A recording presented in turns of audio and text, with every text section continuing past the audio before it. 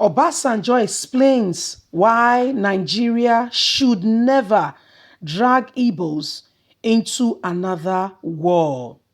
It's been how many years now?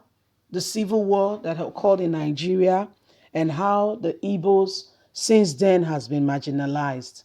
I wasn't born then, but my father, my grandmother usually tells me, they tell us about the war, how they went from one place to the other and all that happened.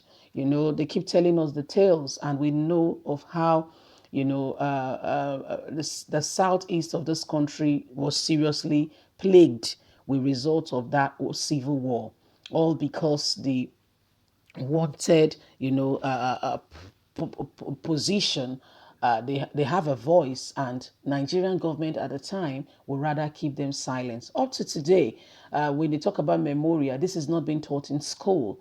It's a distant memory. They don't, like in Britain, where they talk about the fallen heroes. You see the monarch, the queen, the royal household, the prime minister. They go there, they celebrate these ones. Their names are written. There is the poppy sales and what have you. In Nigeria, there is no such thing, no remembrance whatsoever, despite the stress and all that the heroes have done. That being said, recently, yesterday, we presented you with a news that the Nigerian army slaughtered 6 Igbo soldiers. A day before Buhari left office, he made sure that he gave the order. That man's hand is not stained with blood. His hands is soaked in blood, the blood of the innocent. And if you are married into that family for any reason, please go and pray very well. On a more serious note, there is a lot of, I don't want to say that that's not a bone of contention this morning. Obasanjo is saying, please don't aggravate anything that will bring war, especially to the Igbos. Let's understand where he's coming from. Olusegun Obasanjo explained why Nigeria should never drag Igbos into another war. Former president has been trending recently following his speech and lecture, especially concerning Nigeria and its problem now. During one of his lectures recently, he reminded the Yorubas concerning the war of the 1967, the Civil War, and he reminded them of how it went down and also why the Igbos were defeated by the Nigerian army at the time. According to him, there were few borders then, and once the Nigerian captured these states with the borders, the Igbos were sealed in with no hope of getting help from the outside world. And also the outside world did not quite understand what the Igbos were fighting for, so could not adequately help or come to their rescue. They were shielded in from food supply, medical supply, and they were brutalized in this country. The men, their banks, their money, everything were gone. But now the Igbos are all over the world. Economic hub set of people blessed by God. Wherever they go to, they sprout. They begin to progress and prosper. They go into a place and they start businesses and they flourish like a palm tree. It's a clear-cut indication that these sets are blessed, a center for economic hub. But now the Igbos are all over the world and also very rich. Although their money, the banks then took away all their money. No matter the amount you had in the bank at that time, it was reduced to nothing. And can you now buy weapons? They can now buy weapons and many other things necessary for war to be won. So if it was going to be a nightmare for Nigeria, because if the Igbos were able to hold on for more than 2 years, only weapons, who knows how things would have turned out. Now, things are not like that. The Igbos have access. You cannot shield them in. You cannot curtail them within a border or a restriction.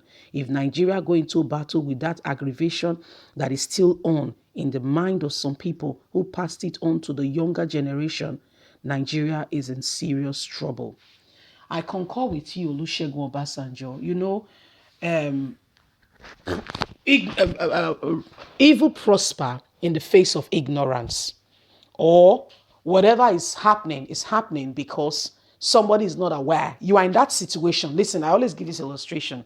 You are not a doctor because you don't have the full knowledge, capacity of all that it entails to become a doctor. So long as soon as you subject yourself to that training, say 5 years, 7 years, and you have the full knowledge that represents one to become a doctor, listen, you will be called a doctor. In those days, at that time, the Igbos were marginalized, sidelined, because there were no supplies, medicine, food, ammunitions. There was no supply anywhere. So the government of Nigeria then won the battle. But today, you don't know the Igbos. Have you heard of Spring? You heard of Olusegun Obasanjo. They have sprung up wherever they are all over the nations of the world.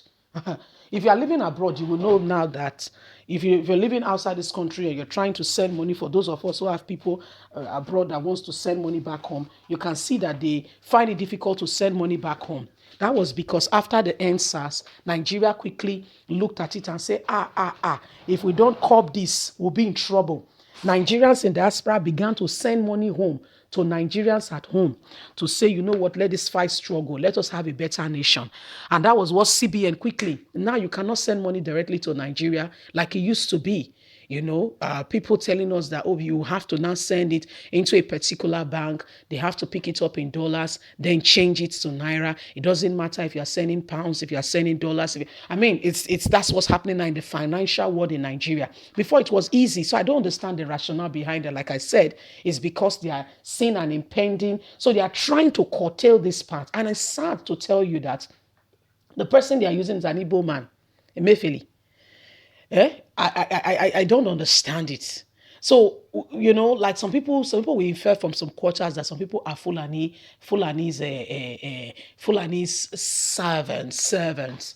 I think this is what this set of people are.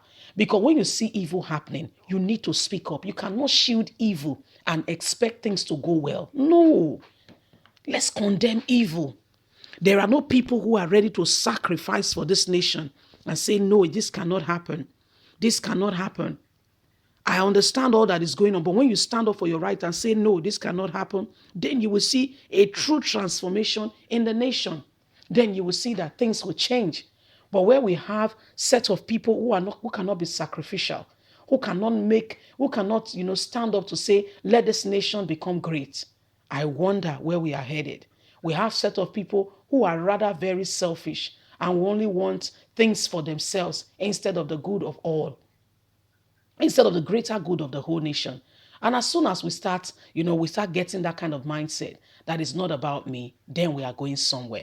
Leave us a comment. God bless you. Have a lovely day. Bye for now.